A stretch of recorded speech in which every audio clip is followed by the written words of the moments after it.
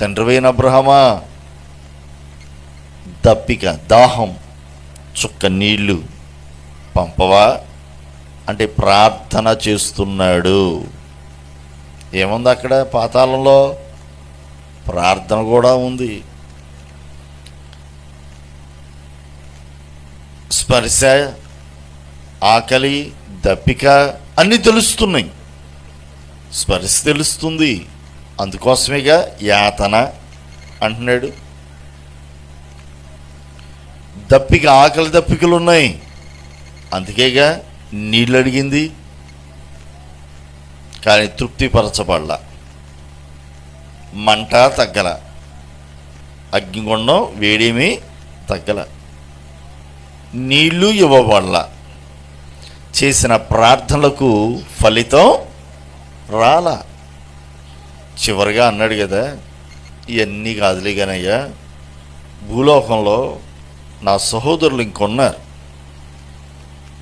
వాళ్ళు ఇక్కడికి రాకుండా, అదిగో నీ రొమ్మును ఆనుకుని ఉన్నాడే లాజరు, ఈ లాజరును పంపి, మీ అన్నయ్య ఫలానా చోట ఉన్నాడురా, మీరు అక్కడికి వెళ్ళొద్దు, యేసయ్యను నమ్ముకోండి, అప్పుడు మీరు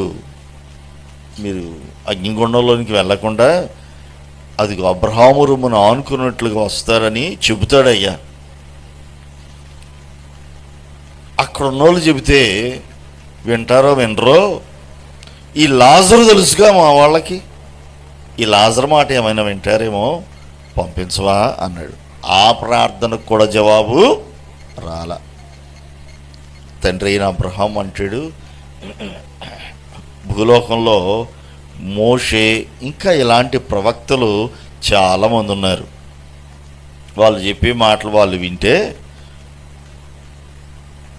ఆ ప్రవక్తలు, ఆ దైవ సేవకులు, ఆ పాస్టర్ గారులు చెప్పే మాటలు వింటే మారు మనసు పొందితే తప్పించబడతారు. చాలు, ఇక్కడి నుంచి ఒకడో ఎల్లక్కర్లా అన్నాడు.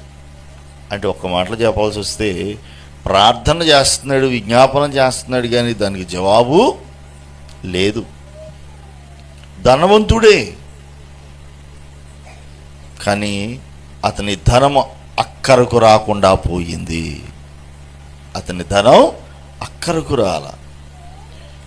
ధనం,